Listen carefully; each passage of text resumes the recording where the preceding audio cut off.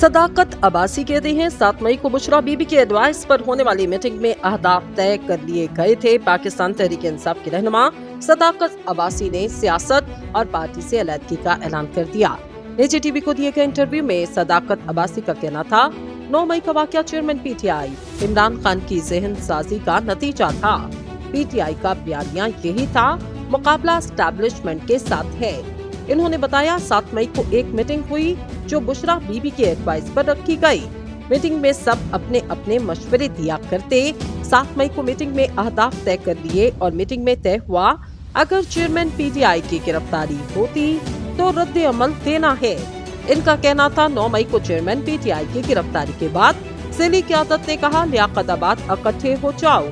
मुजाहिरीन पहले metro bus के station पर हमला करने गए। पुलिस ने आंसू गैस की शेलिंग शुरू कर दी। सदाकत अब्बासी का कहना था चेयरमैन पीटीआई जा रहे थे, बहुत बड़ा रिएक्शन आए जिससे इदारा प्रेशर में आ जाए। इमरान खान का बयानिया मुज़ाहमत के बाद मुफाहमत का था।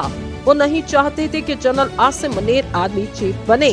ख्याल रहे सदाकत अब्बासी कुछ अरसे से मंजर आम से गायब थे और गुज़िश्ता दिनों ही वो अपने घर वापस पहुँचे।